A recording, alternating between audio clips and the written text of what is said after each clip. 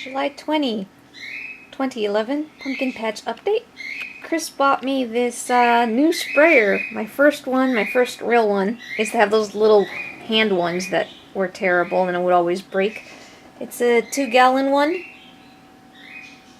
Comes with the nozzles and everything, so I'm really looking forward to actually using this. And since today's Friday and it's a payday, we're probably gonna actually get the 7 bug spray, which is safe for vegetables, so that'll be good. I can put that on my pumpkins. And why don't we go outside and check out what's going on in the pumpkin patch. Okay, quick update on the ivy gourd. Still, it's making beautiful vines. It's going all over the fence. There's another flower there, but again, they're all female flowers, and I'm starting to think, I need to research this, I don't know, if this might be one of those rare exceptions where this type of cucurbit, the whole plant is a female, and I needed to plant other seeds and maybe have gotten a male. I don't know if that's true, it's just a theory I have to look it up. But, more progress on the pumpkin patch. So we have 6 tarps laid down now. And, oh shoot, I didn't bring my map out here. We've got a pumpkin coming up here.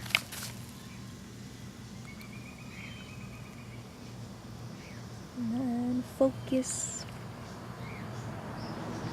There we go. I don't remember what kind these are. To look them up. And got 2 of them. This is great, coming up here.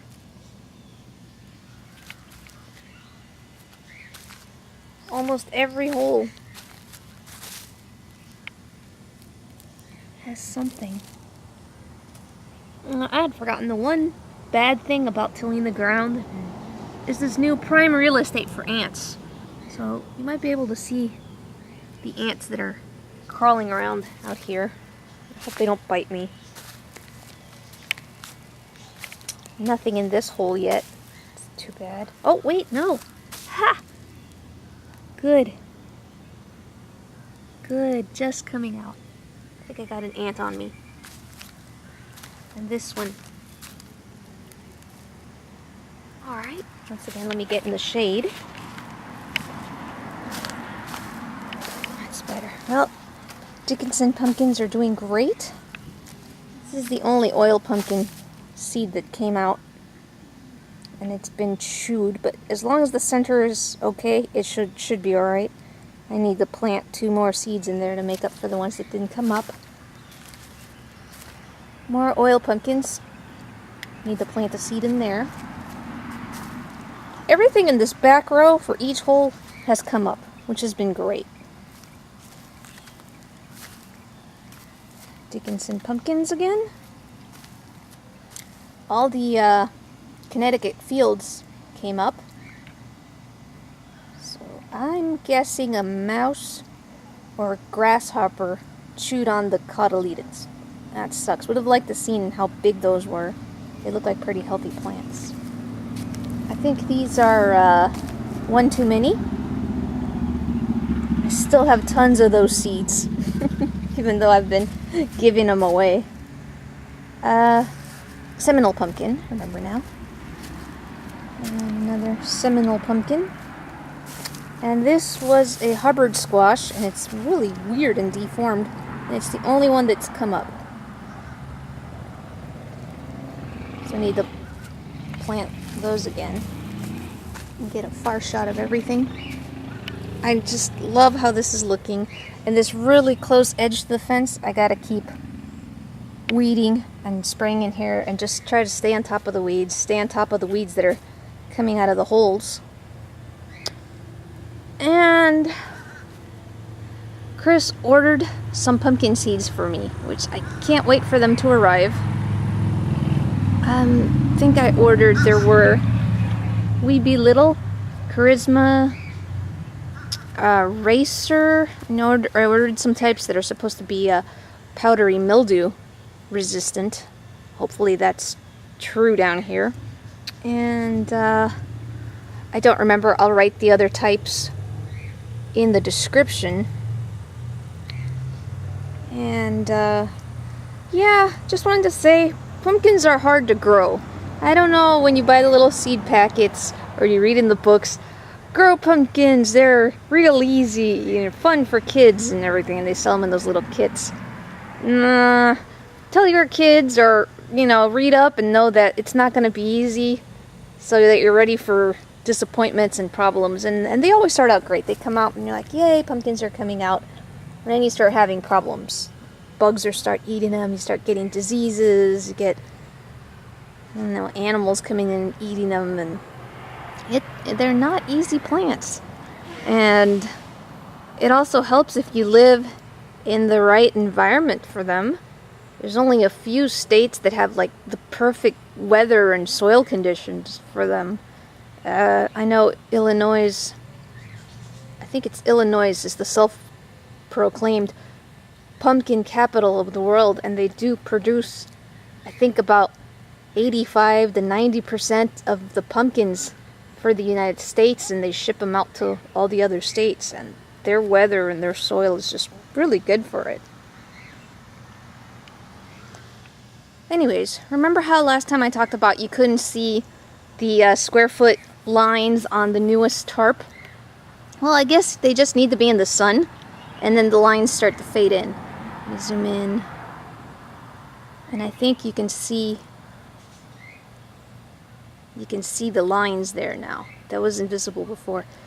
And on that tarp, on the very last square, I'm going to be planting the new seeds. I hope they will arrive soon, because this is, I think, cutting it close for making it for Halloween. So I'm not going to plant, see this last row here? With these guys going this way, going up and down like that. This is east to west. Well, right where the burn barrel is. I'm not going to plant anything that way, because I'm going to leave that as, you see that little gate entrance there? I'm going to leave that so we can walk in, and maybe I'm going to clear out this corner of weeds, and I'm going to lay down tarp everywhere, but I'm going to leave that as a nice little sitting area. I'll probably put some piece of wood and put some chairs so I can sit here and watch the pumpkins growing. All these raised beds are coming out very soon. Probably today I'm going to start ripping them apart and start weeding and lay down the next tarp. But I can't put any seeds in there until I lay down the next tarp, because if I cut the holes now, it's going to be too close to the edge and it could rip and just mess everything up. And with the staples, it'll hold everything down. So I think I'm going to have room for 2 more. So 5 more feet from that edge. We'll probably go all the way to the fence where the ivy cord.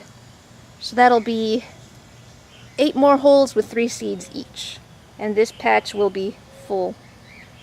And of course, I do know that when I do make that clearing in that sitting area, if this goes as well as it did last year, and the spacing works out, the sitting area is going to be engulfed eventually with pumpkin plants. So it won't matter that I even made an area just, you know, for us to sit and watch. Okay. Happy Halloween, garden. And I wish everybody luck. Signing off. Okay, so I'm not quite signing off yet. I checked my email today and the tracking number, and it said that the seeds were in town, and I was happy that when we checked the mail, they were in there. So check out all this cool stuff that I got. And Chris got me these. The Wolf Pumpkin and the Moonshine, which is a medium white pumpkin. Wolf has the giant handles. It's a pretty big pumpkin. And Dill's Atlantic Giant. I'm not expecting to grow, you know, a 500-pound pumpkin or anything. I just hope that I'll get a bunch of decent-sized pumpkins and say I grew a Dill's. So that's kind of neat. And Charisma. It's supposed to, I think this is one of the resistant to mildew ones. Racer Plus. This is a jack-o'-lantern, is supposed to be resistant to powdery mildew also. Polar Bear, which is a big white, I think it can be 40 pounds, and it keeps its white color, so that'll be cool. And Weed Bee Littles that are about the size of a baseball, because I love those baseball pumpkins. Okay, so yeah, I'm looking forward to opening that, tilling up that next row and planting these. That'll be cool.